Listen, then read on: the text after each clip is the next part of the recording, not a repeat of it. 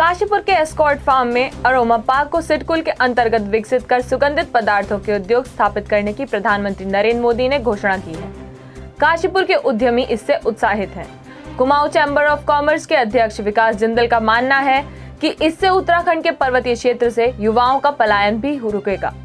फूलों की बागवानी पर्वतीय क्षेत्र में होगी। वहीं काशीपुर डेवलपमेंट फोरम के अध्यक्ष राजीव घई का कहना है कि काशीपुर के अरोमा पार्क के उद्योगों की प्रतिस्पर्धा उत्तर प्रदेश के कन्नौज से होगी।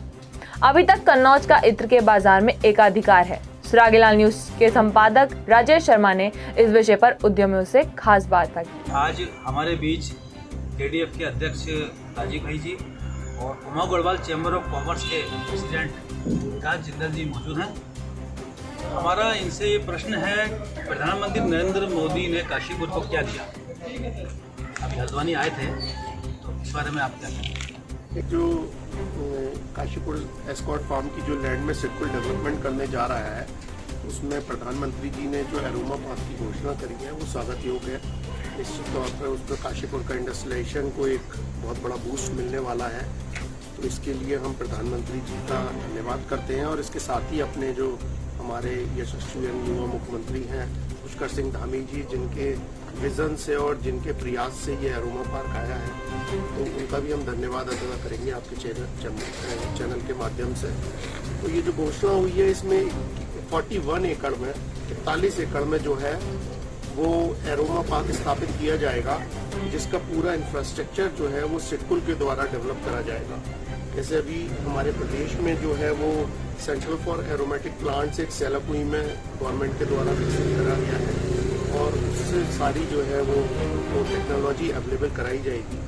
हमारे प्रदेश की जो सबसे बड़ी समस्या अभी तक है, जो ये प्रदेश बनने के बाद से अभी तक हम नहीं उसका समाधान ढूंढ पाए हैं, वो माइग्रेशन की एक बहुत बड़ी समस्या है कि हमारे जितने भी पर्वतीय क्षेत्र हैं वहाँ के युवा जो है वो माइग्रेट होकर के दूसरे शहरों में नौकरी करने के लिए चले जाते हैं।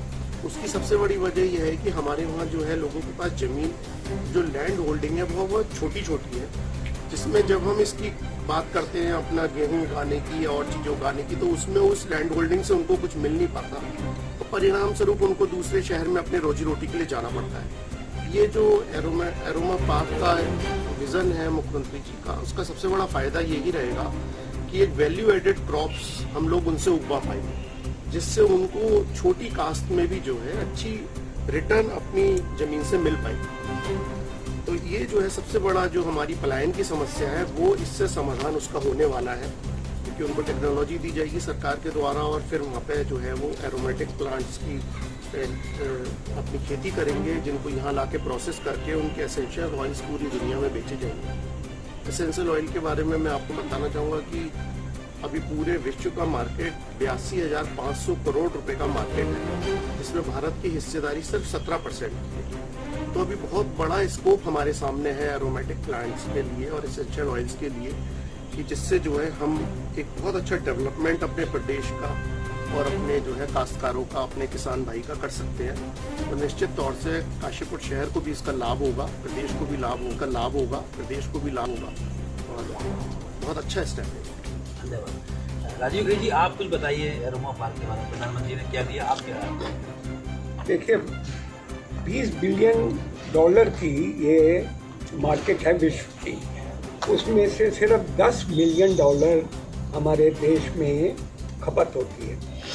बहुत बड़ा एक्सपोर्ट का पोटेंशियल है और हम देश में, हमारा देश production wise, value wise second है वर्ल्ड में और कैपेसिटी वाइज थर्ड है।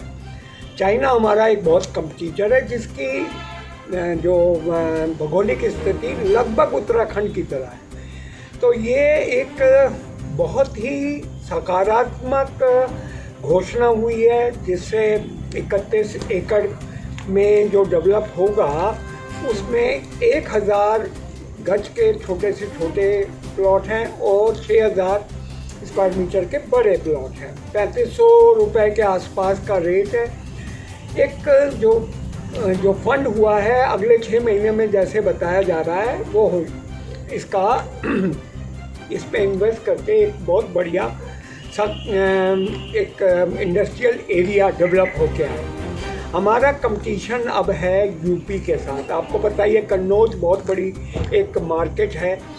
यहाँ हमें, क्योंकि आजकल जो प्रतिस्पर्धा है स्टेट वाइज है, यूपी ने जो फैसिलिटी दे रखी हैं वैसी ही उत्तराखंड देगा, तो वो लोग क्यों आएंगे।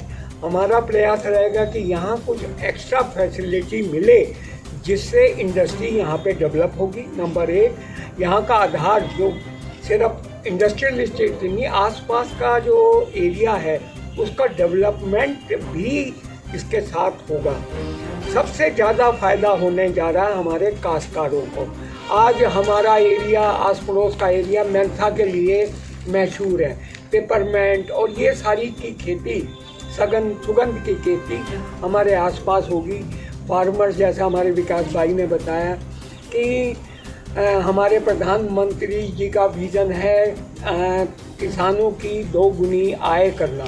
ये तभी पॉसिबल है जब हमारा उनको एक अच्छा प्रोडक्ट दिया जाए जिसकी विश्व स्तरीय डिमांड हो और जो प्रचलित फसलों से हटकर यहाँ पे डेवलप हो। ये हमारा जो तराई है, हमारा हिल एरिया और ऊंचा एरिया जो है, वहाँ सभी में डिफरेंट टाइप के हमारे एरोमेटिक प्लांट्स प्रोड्यूस होते हैं जिनकी खपत यहीं पे होगी और उससे यहाँ का एक्सपोर्ट बढ़ेगा। एक बहुत अच्छा स्टेप है, बहुत ही जल्दी यहाँ का रोज़गार बनेगा और हम लोग यहाँ के जो एंटरप्रेन्योर्स हैं उनको कंसल्टेंसी दिलवा कर किसी ना किसी के रूप में यहीं के एंटरप्रेन्योर आगे बढ़ के यहाँ इंडस्ट्री लगाएंगे।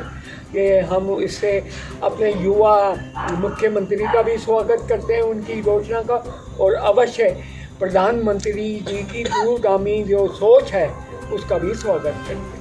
केजीसीसीआई के अध्यक्ष विकास जिंदल जी और केडीएफ के अध्यक्ष राजीव भाई जी का आज ये हमने जो इंटरव्यू लिया है, ये ओबीबीएन के साथ प्रथम इंटरव्यू है और इसलिए हम आप दोनों का धन्यवाद देते हैं। उत्तराखंड की खबरों से जुड़े रहने के लिए आप हमें सभी सोशल मीडिया प्लेटफॉर्म्स पर सब्सक्राइब, लाइक और फॉलो कर सकते हैं। धन्यवाद।